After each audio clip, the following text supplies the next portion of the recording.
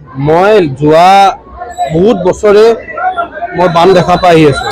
মই 2016 চনৰ পৰা মই বানৰ ভোৰবন্ধা অঞ্চলত মই আহি আছোঁ। কিন্তু তাৰ আগতো আমাৰ যে চৰকাৰ আছিল, তেতিয়া কলিয়াবৰৰ চৰকাৰ নাছিল, হয়নে? কলিয়াবৰত কিন্তু আমি যেতিয়া তাত ভোৰবন্ধা আপোনালোকে লাইনটো চাব, এটাই লাইন, হয়নে? তেতিয়া আমি কলিয়াবৰত কিন্তু আমি সাহায্য দিছিলোঁ। কিন্তু যোনটো ৰাজনীতি তেওঁলোকে চলাব বিচাৰিছে, ইয়াত কংগ্ৰেছৰ বিধায়ক আছে, কংগ্ৰেছৰ সাংসদ আছে, সেইকাৰণে আমি ইয়াত নিদিওঁ। কিয়? মানুহ নহয় নেকি? ইয়াত মই সেইদিনাখনো ভোৰবন্ধাত মই যাওঁতে আপোনালোকৰ মিডিয়া বাইটত কৈছিলোঁ যে ইয়াত আমি ৰাজনীতি নকৰোঁ।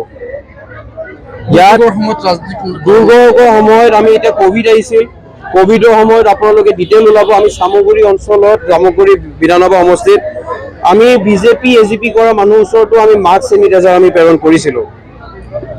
এইটো দুৰ্যোগৰ সময়, ইয়াত আমি কংগ্ৰেছ বিজেপি কৰি এতিয়া নহয়। সেইটো কাৰণে মই পুনৰবাৰ চৰকাৰক অনুৰোধ কৰিছোঁ যে এতিয়া বৰ্তমান আমাৰ চামগুৰিত আমাৰ বিধায়ক নাই, সাংসদ আছে, এটা অংশৰ সাংসদ আছে। কিয়? তেওঁলোকে সমষ্টিটো কাটি মেলি অৱস্থা নাইকিয়া কৰি দিছে। আমি নিজে এতিয়া কনফিউজনত হয়, এইটো পাৰ্ট চামগুৰিত নগাঁও লোকসভাত পৰে নে এইখিনি কাজিৰঙা লোকসভাত পৰে। তেওঁলোকে আমাৰ এজিপি বিজেপি কৰা মানুহ নিজে কনফিউজন আছে, কোনটো পাৰ্ট আমাৰ, কোনটো পাৰ্ট তেওঁলোকৰ। সেইকাৰণে কৈছোঁ কোনো ৰাজনীতি কৰিব নালাগে। আমাৰ পুনৰবাৰ অনুৰোধ কৰিছোঁ চৰকাৰক, যিখিনি বান সাহায্য আছে ভালকৈ দিয়ক। আৰু যদি আমাকো ক'ৰবাত দৰকাৰ আছে, আমি অপজিশ্যন হিচাপে আমি আপোনালোকক সহযোগ কৰিবলৈ পুনৰ প্ৰস্তুত।